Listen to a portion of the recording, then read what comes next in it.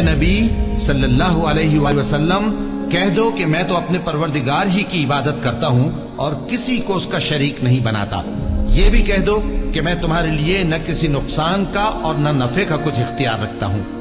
یہ بھی کہہ دو کہ اللہ کے عذاب سے مجھے کوئی پناہ نہیں دے سکتا اور میں اس کے سوا کوئی جائے پناہ نہیں پاؤں گا۔ ہاں، اللہ کی طرف سے احکام کا اور اس کے پیغاموں کا پہنچا دینا ہی میرے ذمہ ہے، اور جو شخص اللہ اور اس کے پیغمبر کی نافرمانی کرے گا تو ایسوں کے لیے جہنم کی آگ ہے، وہ ہمیشہ ہمیشہ اس میں رہیں گے، یہاں تک کہ جب یہ لوگ وہ دن دیکھ لیں گے جس کا ان سے وعدہ کیا جاتا ہے، تب ان کو معلوم ہو جائے گا کہ مددگار کس کے کمزور ہیں اور شمار کن کا تھوڑا ہے۔ کہہ دو کہ جس دن کا تم سے وعدہ کیا جاتا ہے میں نہیں جانتا کہ وہ عنقریب آنے والا ہے یا میرے پروردگار نے اس کی مدت دراز کر دی ہے۔ وہی غیب کا جاننے والا ہے، سو کسی پر اپنے غیب کو ظاہر نہیں کرتا،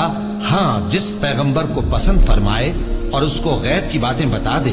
تو اس کے آگے اور پیچھے نگہبان مقرر کر دیتا ہے تاکہ معلوم فرمائے کہ انہوں نے اپنے پروردگار کے پیغام پہنچا دیے ہیں، اور یوں تو اس نے ان کی سب چیزوں کا ہر طرف سے احاطہ کر رکھا ہے اور ایک ایک چیز گن رکھی ہے۔